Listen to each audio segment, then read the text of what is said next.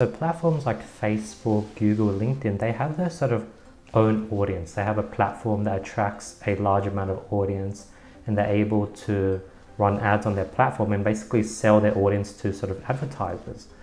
Whereas Criteo, you guys sort of have to arbitrage, where you guys don't have your own platform and you have to make basically the split, whereas Google, Facebook, they just make 100%. How do you compete with those big guys if that's the case? Yeah, you're right. Any sort of destination place like TikTok, Facebook, Instagram, Google, etc., has the massive benefit of having sort of house inventory. Obviously, it's not completely free because they've got to pay for an army of engineers and the staff and everything that comes out of that. But still, you're right.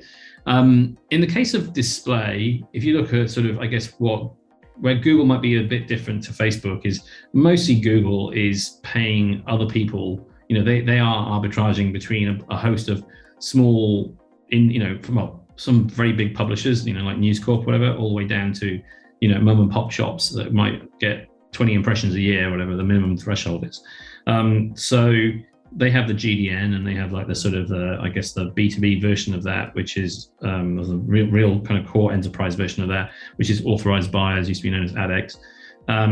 So yeah, they make a cut on that to be able to share between those publishers and then people who buy that inventory. And then they make that inventory also available via authorized buyers to people like ourselves, and we can on-sell that. I think in any arbitrage model, it's how much value you're adding. In the same way that a supermarket is adding value to someone who makes bread and puts it in plastic wrappers, and then you buy it and consume it, that the value that they're adding is, bringing it to you and curating that and negotiating a good price, bringing their logistical talent so it's always in stock, fresh, et cetera, et cetera. So they're able to make a markup on that product. And that is fundamentally how we can take Facebook's product or the GDN, the authorized buyers product, and add value. So our value that we add is the technology we have in terms of which parts of their inventory pool are we interested in buying, because it's not all of it.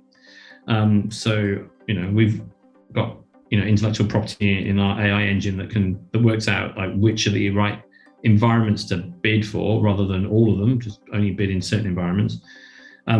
Which users are worth bidding for, because there's some people who never click on ads, and there's certainly people who click on ads but never buy off the back of that. So which users to go for.